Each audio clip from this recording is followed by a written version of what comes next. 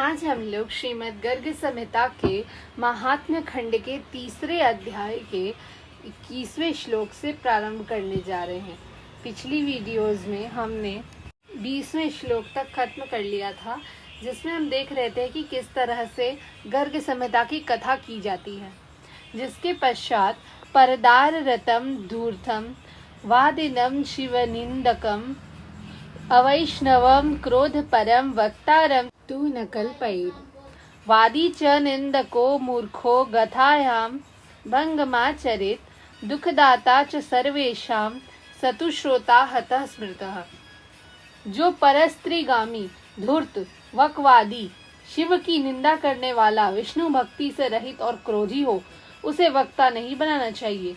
जो वाद विवाद करने वाला निंदक मूर्ख कथा में विघ्न डालने वाला और सबको दुख देने वाला हो, वह श्रोता निंदनीय कहा गया है।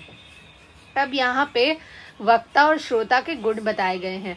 वक्ता वो जो कथा सुनाए और श्रोता वो जो कथा सुने। जिस प्रकार हम यहाँ पे वक्ता हैं और आप लोग जो सुन रहे हैं वो श्रोता हैं। वक्ता के गुण इस प्रकार कहे गए हैं कि वो पराई स्त्री से संबंध रखने वाला या धूर्त या फिर बहस करने वाला, भगवान शिव की निंदा करने वाला या विष्णु भक्ति से जो रहित हो, क्रोधी हो, उसे वक्ता नहीं बनाना चाहिए।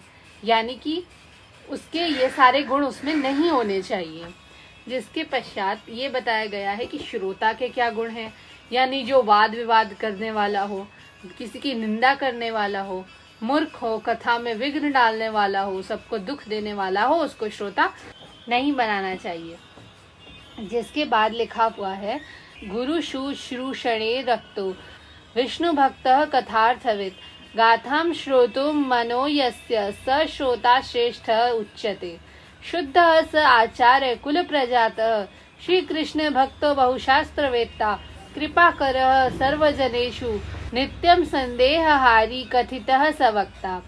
जो गुरु सेवा परायण विष्णु भक्त और कथा के अर्थ को समझने वाला है तथा कथा सुनने में जिसका मन लगता है, वह श्रोता श्रेष्ठ कहा जाता है। जो शुद्ध आचार्य कुल में उत्पन्न श्री कृष्ण का भक्त, बहुत से शास्त्रों का जानकार, सदा संपूर्ण मनुष्यों पर दया करने वाला और शंकाओं का उचित समाधान करने वाला हो, वह उत्तम वक्ता कहा गया है। इसके पश्चात और इसके श्रोता और वक्ता के गुणों को और अच्छे से समझाया गया है, जिसमें यहाँ पर लिखा है कि जो गुरु की सेवा करने वाला हो, विष्णु जी का भक्त हो, जो कथा के अर्थ को समझ पा रहा है, जो कथा सुनने में मन लगा रहा है, वो श्रोता श्रेष्ठ है।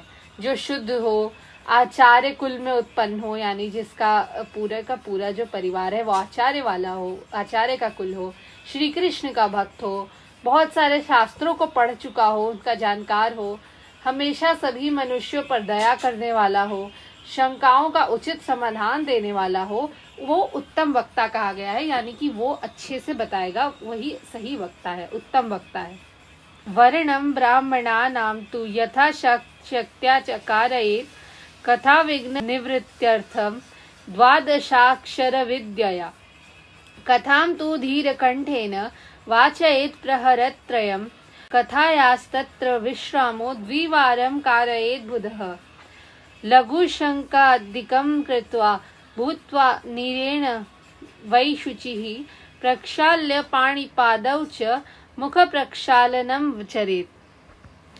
द्वादशाक्षर मंत्र के जप द्वारा कथा के विघ्नों का निवारण करने के लिए यथाशक्ति अन्यान्य ब्राह्मणों का भी वर्ण करना चाहिए।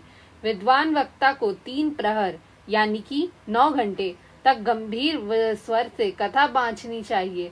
कथा के बीच में 2 बार विश्राम लेना उचित है। उस समय लघु शंका आदि से निवृत्त होकर जल से हाथ पैर धोकर पवित्र हो लो। साथ ही कुल्ला करके मुख शुद्धि भी कर लेना चाहिए। अब आगे बताया गया है कि किस तरह से करना है। तो द्वादशाक्षर नामक मंत्र का जप करके कथा के बीच की जितनी भी विघ्न है उनका यथाशक्ति बाकी सारे ब्राह्मणों को बुलाकर वर्ण करना है। विद्वान वक्ता जो है वो 3 पहर तक गंभीर स्वर के साथ कथा को वांचेगा। 3 पहर यानी कि 9 घंटे, एक पहर में 3 घंटे होते हैं। जिसके बाद इस कथा में 9 घंटे की जो कथा होगी उसके बीच में 2 बार विश्राम ले सकते हैं, जिस समय बाकी जितने भी हमें परेशानी वगैरह लघु शंका होती है वो सबसे हम लोग निवृत्त हो जाएंगे।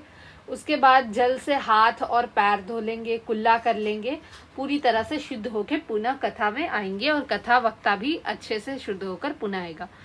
यहाँ पर ये सब कुछ देखकर आप ये कदापि ना सोचें कि हम किस समय पर देख रहे हैं या फिर किस तरह से ये कथाएं सुन रहे हैं। ये तो 9 दिन की कथा बताई गई है, क्योंकि इसके प्रारंभ में ये भी कहा हुआ था कि इसे पढ़ने का कोई भी निश्चित समय नहीं है। यदि आपको ये कथा शीघ्रता से समाप्त करनी है, एक ही साथ सुननी है, तब इसे 9 दिन का बताया गया है। इस तरह से आप इसे पढ़ सकते हैं, सुन भी सकते हैं, इसमें कोई परेशानी नहीं है। धन्यवाद। आज के लिए बस इतना ही। हम लोग आगे के श्लोक अगली वीडियो में करेंगे। तब तक के लिए जय श्री राधे कृष्ण।